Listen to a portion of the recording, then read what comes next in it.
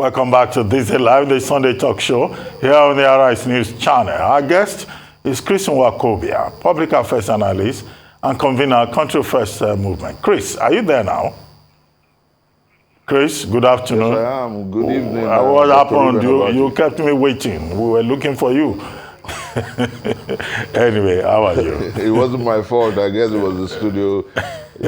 Anyway, it's good to see you again. Quickly. On September 17, that was yesterday, Obedience were reportedly attacked in Abakaliki in Ebonyi State. Now, before then, there was a matter in court in Lagos, whereby the court ruled that indeed members of the Obedient movement, supporters of the Labour Party presidential candidate, could in fact exercise their right to hold a rally. What do you think the problem is really? Where does it lie? Is it with the Obedient movement, which some people have accused of being rather unruly, aggressive, and counterproductive? Or do you think the problem is just all about politics?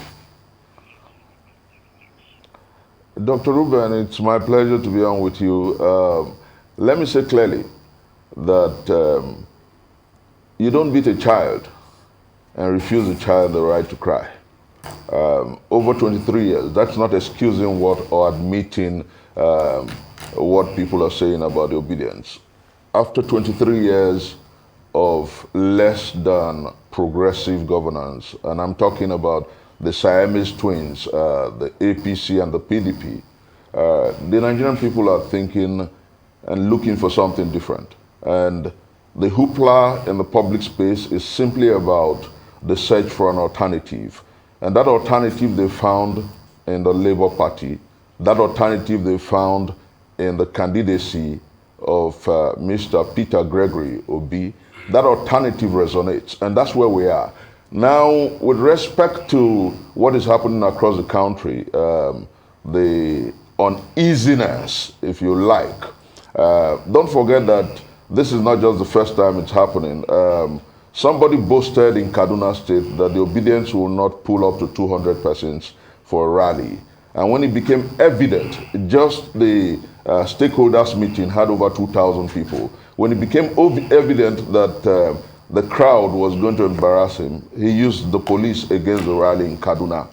As you and I talked, Dr. Ruben, knowing that Lagos is highly, monumentally, and grossly obedient, they went to court, scared of the show of, do I say show of support? Let me not use the military word or the paramilitary word, show of force. Show of support that it would mean.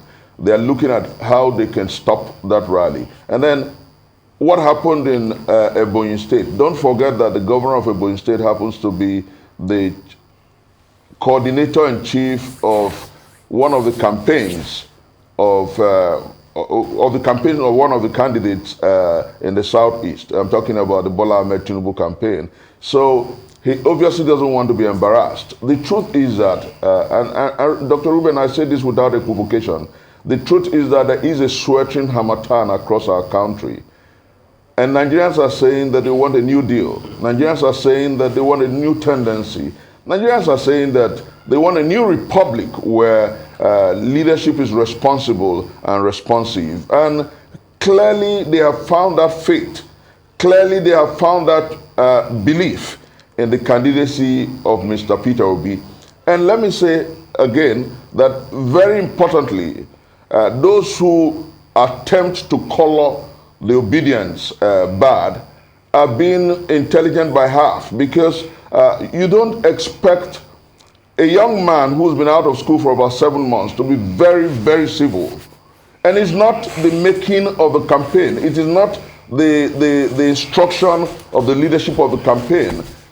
They are anxious to see that, Dr. Ruben, I know you are aware that between the APC and the PDP, we have had 70 months of ASU strike. I know that you are aware that for 23 years, the Lagos-Ibadan Express Road is still in construction. Don't allow people deceive Nigerians about, oh, we started. How can that road take you over 7 years? The APC has been in power for about 7 years. Nigerians have the facts. They're not asking for the facts. Nigerians are asking for an alternative. And that is what they have found in the candidacy of Mr. Peter Obi. Well, Chris Nwokobia, let's interrogate some of the issues. You were trying to call out Governor Dave Umahi of Ebonyi State. But the Ebonyi State government issued a statement and said that the Governor Dave Umahi, had no hand whatsoever in the confrontation between the obedients who went on a, on a rally and the state. The police themselves issued a statement and said that the issue is that the obedients in Abakaliki did not get a permit, they did not pay collateral money, and all of that. So I don't think it would be fair to blame Governor David Umahi, although, I get the point that you don't have to pay money to go on a protest, and you don't need, police permit. That's a settled matter in law. But, the police, they came out and said this was why we disrupted the protest. And in the case of Lagos, the plaintiffs who went to court told his lordship that, look, they suspect that there will be a disruption of law and order, reminiscent, similar to what happened in 2020, October 2020, to be specific.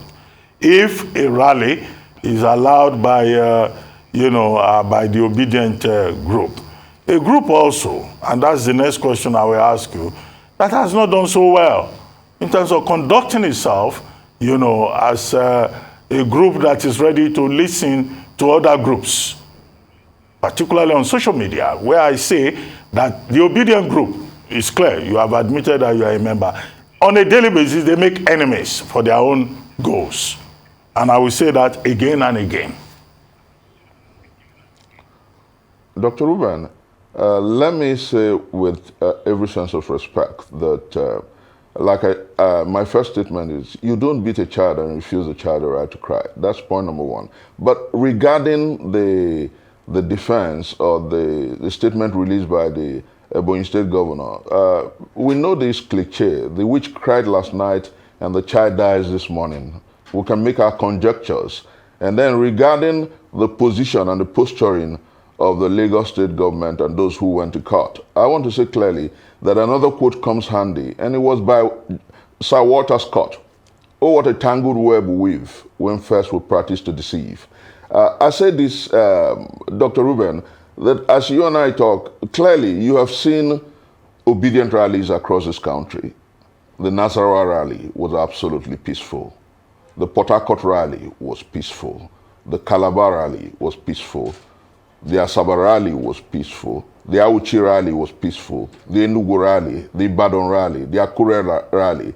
Across this country, the obedience have stepped out peacefully to underscore the point, like I said, that we have a sweltering harmattan across our country, and that is a call for a new deal, the call for a new tendency, the call for a new republic, and the call by young people, men and women, to take back their country, to take back our country for good.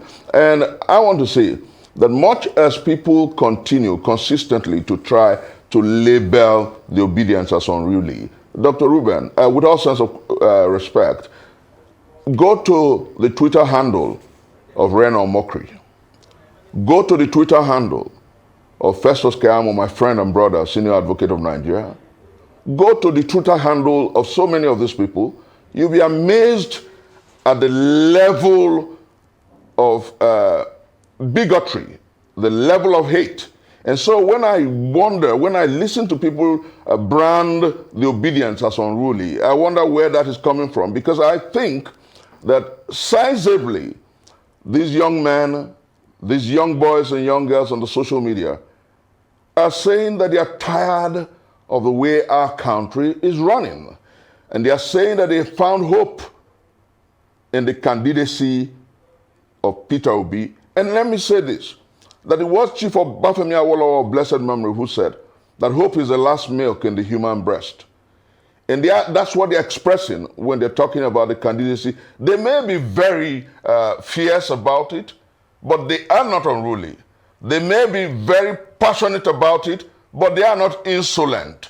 I have seen people on the other side who are far more insolent, far more unruly, far more rude than the young men and young women who are on Twitter, who are on the social media, canvassing and advancing the cause of Governor Peter Obi, because of the former Governor Peter Obi, because whether we like it or not, this country needs a new deal.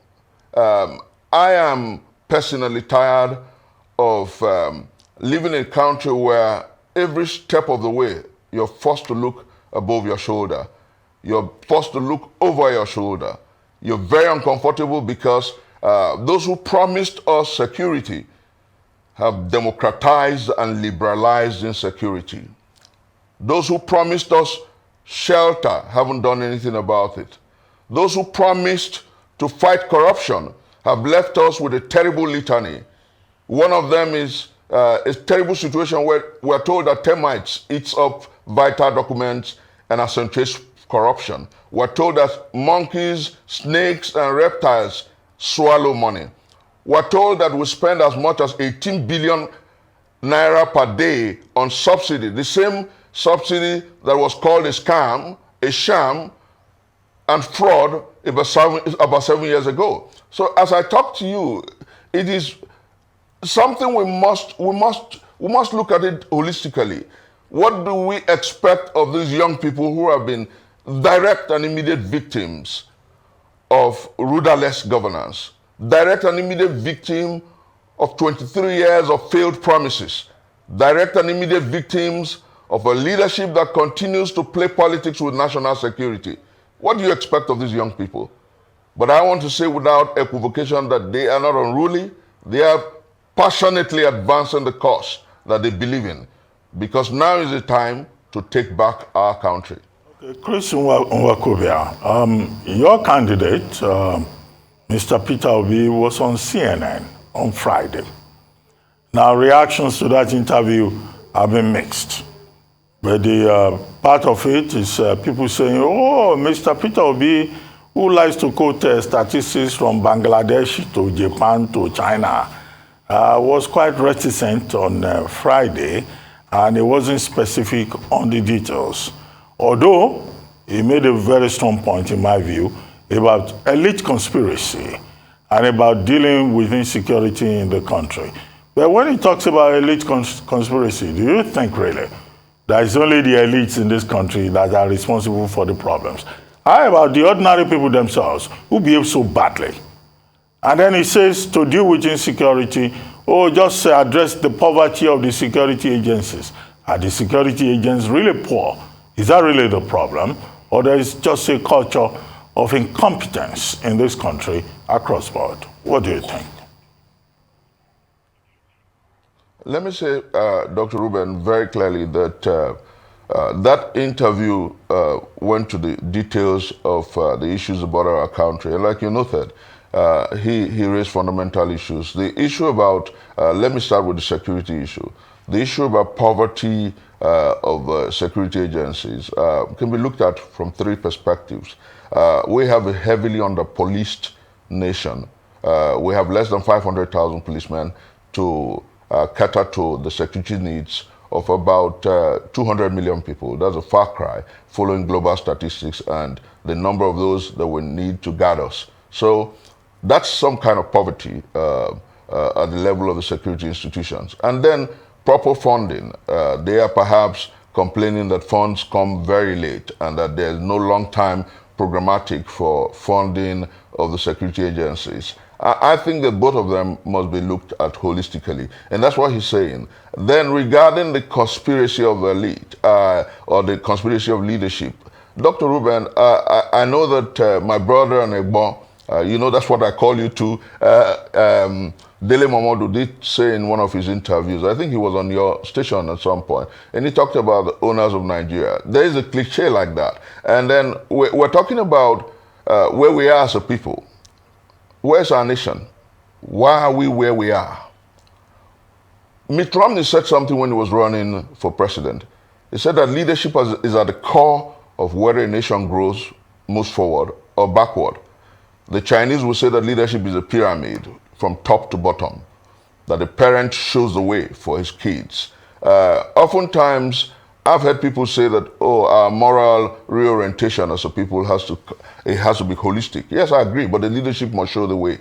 And so when he's talking about the conspiracy of the leadership, the conspiracy of the elite, he's absolutely correct. But I think that when we make use of the instrumentality of state properly, and that's about leadership, you'll be able to use agencies like the National Orientation Agency effectively, the Civil Rights Commission, Human Rights Commission effectively, and you'll be able to sizably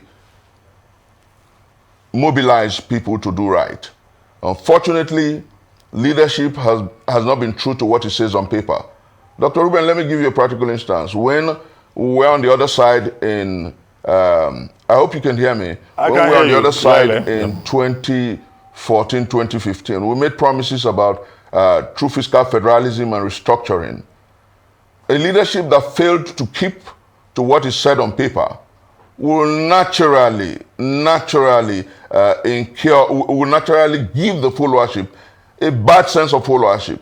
Because if you don't give good examples, if leadership lies, it's just like a parent that is a perennial liar. The children naturally will be perennial liars. My dad did tell me something a long time ago. He said, you don't go to the house of a prostitute to look for an 18-year-old daughter who's a virgin. You do not go to the house of an armed robber to look for a catechist who is serving God effectively. Because the truth is, you don't sow cocoyam to reap cassava. I think that the time has come for us to begin to look at it dispassionately. And that's what Mr. Peter is saying, that there must be a massive rework of the leadership pyramid, massive rework of issues, massive reorientation that will begin from the leadership. It has to come from the top to the bottom. Okay, in law, they say, no man can give that which he does not have. Name of that could none have it.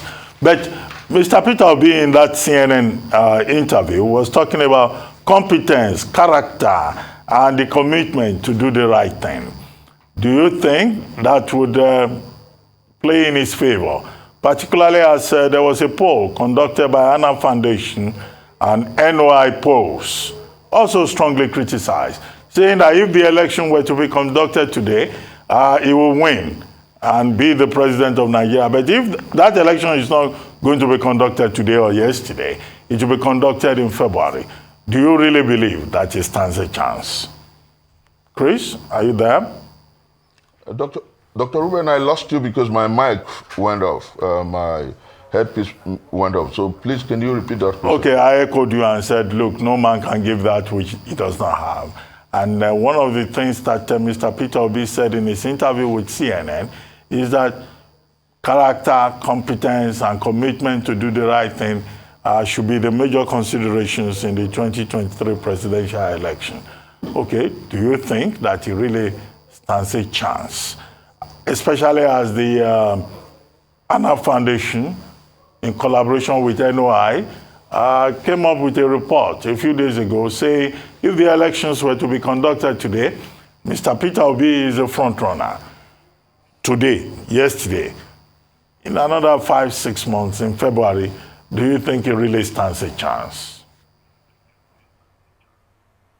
Dr. Ruben, Peter Obi will win the 2023 election for 3 strong reasons.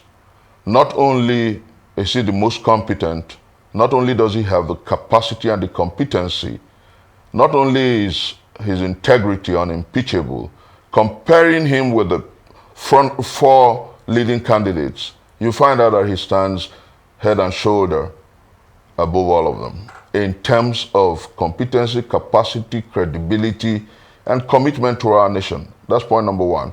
Point number 2, I did say that there is a sweltering harmattan across this country, and our young people, our fathers and mothers have come to that parlor where they've said that a new deal, a new tendency in leadership is a minimum, and he is the one who represents that tendency. Then point number 3, across our country, what you see on social media, you see on the streets. That's why those in Lagos are afraid. That's why those in Ebonyi are afraid. That's why those in Kaduna are weary. They understand the dynamics. They know that the message is clear. They know that Nigerians are saying that they're tired of perfidy and mendacity, that they're tired of deceit and chickenery, that they're tired of profligacy, that they want a frugal leader who can not only impact the lives of the people, but save for tomorrow. His leadership score in Anambra State remains unimpeachable. He is about the only governor who left the state with less debts than he met. Every other governor has done the opposite. He took a state from number 26 in terms of rating on education to number 1. He left 75 billion in the treasuries of the state. His successor admitted that he built the airport in Anambra State with the money he left. We're talking about a man who cares about the people. And that's why Nigerians are unanimous in their support of the obedient movement.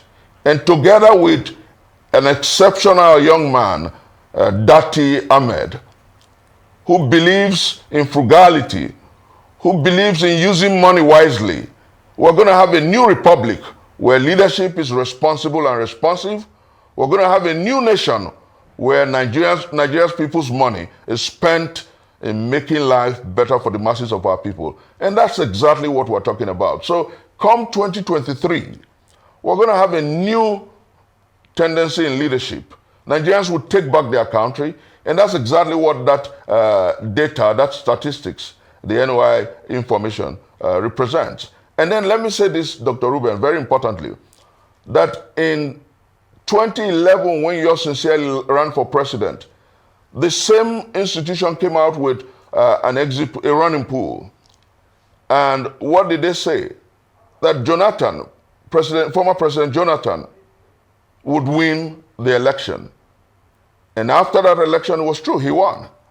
In 2014, when yours sincerely was one of the leaders of a campaign that brought President Muhammadu Buhari to power, the poll, early enough, said that Muhammadu Buhari was going to win.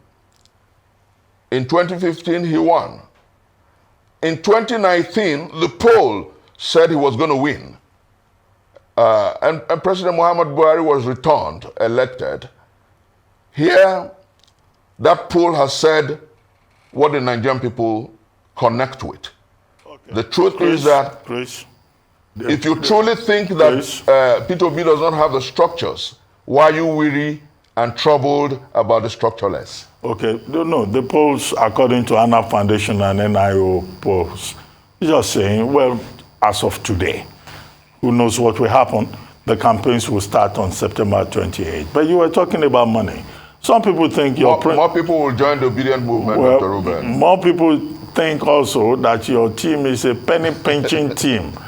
And finally, you guys say, and I'm quoting Professor Patu Tomi, that you will announce formally a crowdfunding scheme this coming week.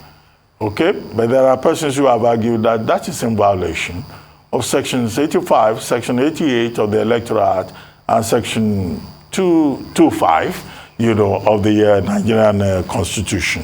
What do you say to that as we wrap up this conversation? As we wrap up, I'll return with the quote by Sir Walter Scott. "Oh, what a tangled web we weave when first we practice to deceive."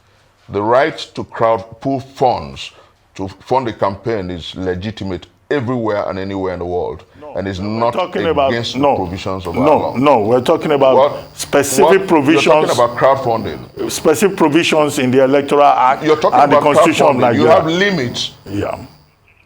Dr. Ruben, you have limits that people can give funds to. An individual can fund a campaign.